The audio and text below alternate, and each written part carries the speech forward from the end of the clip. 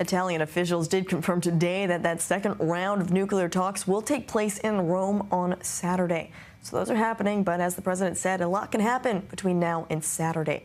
For more, we're joined now by Behnam Ben Taleblu, senior fellow at the Foundation for Defensive Democracies, joining us from Washington, D.C. Behnam, thanks for being with us on the rundown tonight. Right now, exactly when we're seeing these two sides move and we're hearing more and more coming from the President Trump following those high-level talks on Saturday, we're seeing another round set up for this Saturday. And so what does that even mean, that both sides were satisfied enough to move forward to these second talks? Is that a good sign, or what should we read into it? Well, it's a pleasure to be with you. It depends a great deal in what direction those talks are slated to be going in.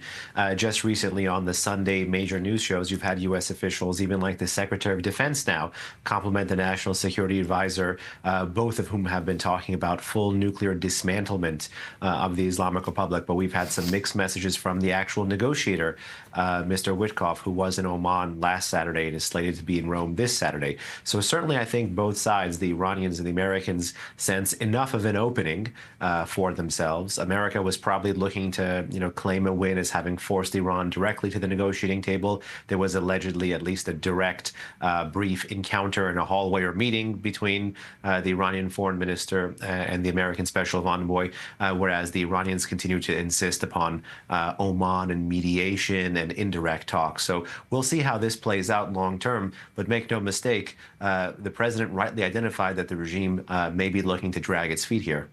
Exactly what he just said moments ago during that meeting with the president of El Salvador. During that meeting, he also said that it's an easy problem to solve, and he's going to be the one that solves it. But up until now, it hasn't been an easy problem to solve. That's why these two sides are even coming to these table, whether it's a direct or indirect talk. And so what has changed? What's even changed with the U.S. stance, perhaps? Are they strengthening? Are they weakening? What's actually being talked about in these negotiating rooms? Well, let me actually push away from the table on that, because the president did say that this was something easy.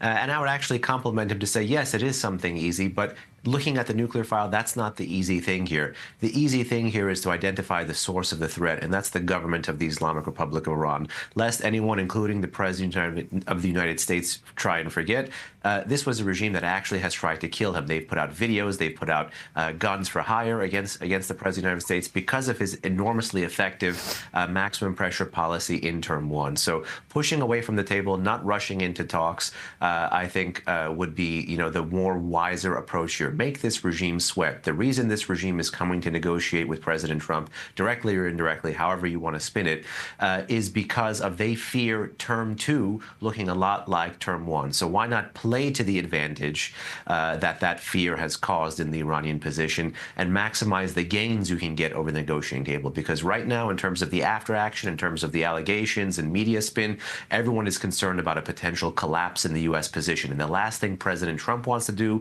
is make himself look like President Obama on the Iran nuclear file. Now, meanwhile, Behnam, we also have the UN nuclear watchdog chief, Rafael Grossi, who's visiting Tehran on Wednesday. What should we make of the significance of this visit, especially as it's right in the middle of these two significant meetings? It's an important and a timely visit, and certainly between the spring Board of Governors at the IAEA and the summer Board of Governors, because lest we forget, this is not just a U.S.-Iran issue. This is an international issue. The Europeans have a stake. The international organizations have a stake. Certainly, the IAEA has a huge role to play here because they're doing the monitoring and verification when it comes to Iran's fast expanding and diminishing monitoring when it comes to its nuclear program. So the insights from Director General Grossi will be quite important. But Director General Grossi also shouldn't be hoodwinked or politically pushed to represent his reporting in one direction or another, as unfortunately in the past sometimes the Iranians have been able to do with these high-profile, last-minute IAEA visits where they use technical cover for some real political malfeasance. It seems a lot of news to come out when it comes to Iran and the United States once again this week. Behnam Ben Taleblu joining us from Washington, D.C. Thank you for your analysis as always. Thank you.